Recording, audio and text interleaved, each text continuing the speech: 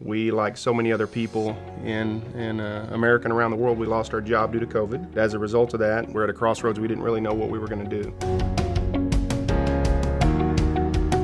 My name is Shannon Rowell. This is my wife, Renee Rowell. Renee Rowell. We're the Rowells. Over the last decade or so, we have been very involved in ministry and meeting needs in our local community, helping families in our local community. In 2019, we actually purchased a school bus and we converted it into a motorhome. And that was used to go out and meet specific needs on assignment. We actually have gone 35 states in the bus, and our journey found us in December of this past year, found us in the panhandle of Florida. And we were actually in an RV park, and we were in the process of helping a couple of families that were having problems with their RVs. During that time period, we had another family that came up to us and started, talking to us, and they asked us if we had ever considered doing this for a living. And my response was yes, but we really didn't know what that looked like. So they actually gave us some information and told us about the National RV Training Academy.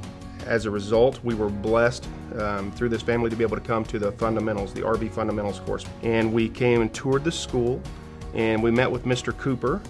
And we were so impressed with Mr. Cooper, his staff, and the facility that we decided that we were going to pursue every opportunity and every course that was offered here. From there, we went back to Oklahoma. And so the Monday we went to the Oklahoma The employment office. Unemployment office. Yeah, employment office. That we knew that we were available for the TAA Act, which is the Trades Adjustment Act. Right. Because the business closed due to COVID. And so we went and met with a lady in the office, and she had told us that we were 2 weeks shy of our window. She was frustrated because she really wanted to help us, and we kind of missed the window.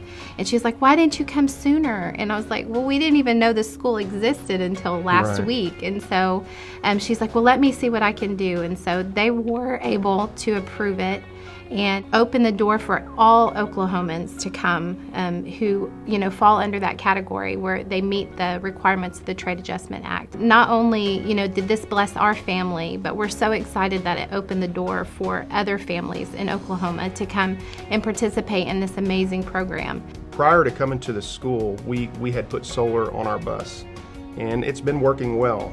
We did go to the very first class that I took here was a solar class. Just the amount of knowledge that I gained in that solar class alone was worth the expense or worth the time. It's really amazing the skill sets that he's learning.